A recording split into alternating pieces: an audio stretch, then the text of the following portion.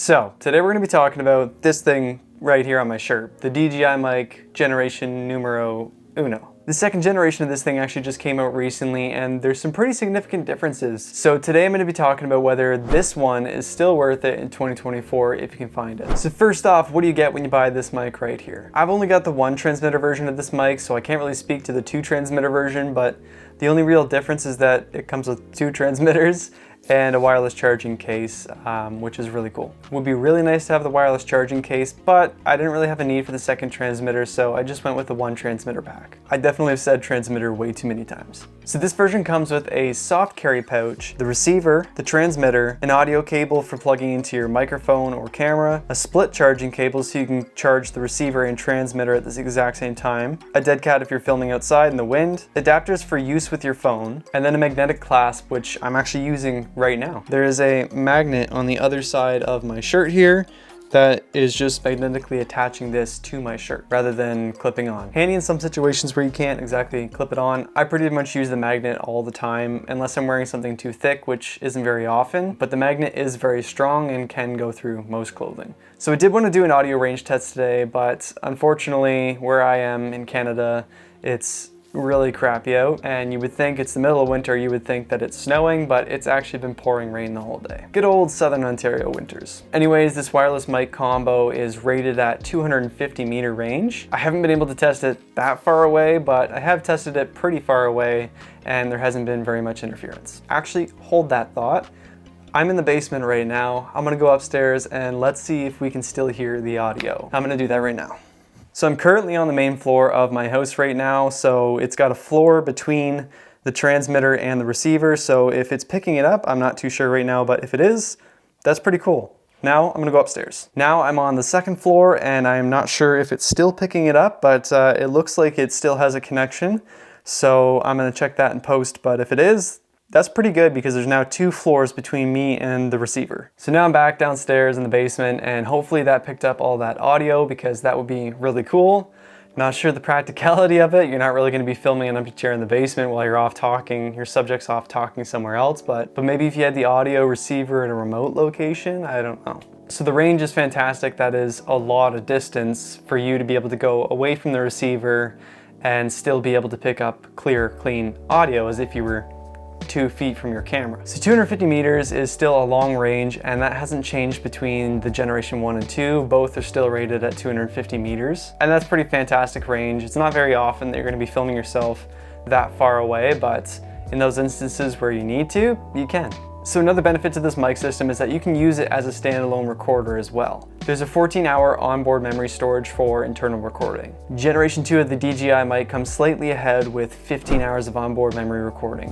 I think the biggest difference between these two mics is the internal recording capabilities of Generation 1 and 2. Generation 1 records 24-bit internal audio, while Generation 2 actually records 32-bit float audio, which is a significant improvement. Now, I don't really know the most about audio, but essentially what this means is that there's two channels recording at the exact same time, one being high gain, the other being low gain. So any loud noises in your recording that might clip in the high gain channel are actually preserved in the low gain channel, and vice versa, anything that's recorded that's really quiet on the low gain channel will actually be more balanced in the final audio on the high gain channel. This basically allows you to record your audio without having to ever worrying about clipping your audio and gives you the most dynamic range and control over your audio. Now that's the most significant difference between Generation 1 and 2 of the DJI mic. The battery life for the DJI Mic 1 is 15 hours for those long recording sessions or for multiple recording sessions before you can charge it, which is more than sufficient in my opinion because I don't really know when you're going to be recording for longer than 15 hours of audio straight. Most of the time you'll have a chance to plug it back in and charge it again. But Generation 2 gives you 3 extra hours of battery life for a total of 18 hours. But 3 extra hours of battery life without really increasing the size of the unit itself at all is pretty significant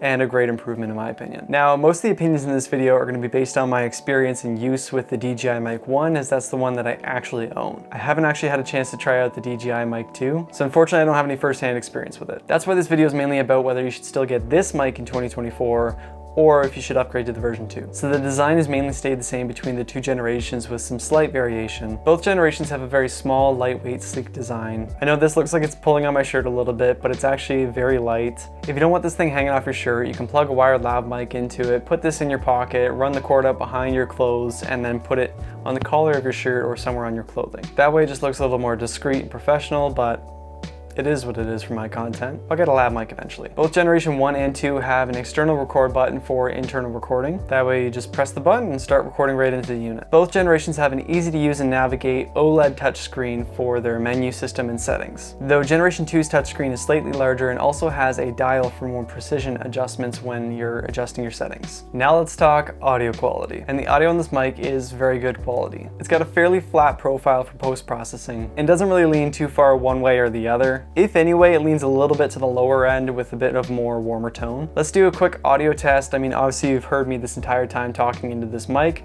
but I will show you what it sounds like without any EQ on it, just simply maybe a little bit of compression and gain so you can hear it. And then I'll show you my camera's built-in mic audio quality so that you can compare the two. So first up is the first generation DJI mic, and it should sound exactly how it sounds recorded here without any sort of EQ, just maybe a little bit of compression just to keep things level and some gain to just boost the volume. Just gonna get a little closer here for the camera mic, but this is what it should sound like in the camera without anything, just a little compression and gain. As I'm talking, you should hopefully hear that the DJI mic sounds way better than the mic built into my A7 III. And obviously the further away I get, the worse it sounds. Now, this will have some effects on it, probably just a little EQ, compression, and whatnot.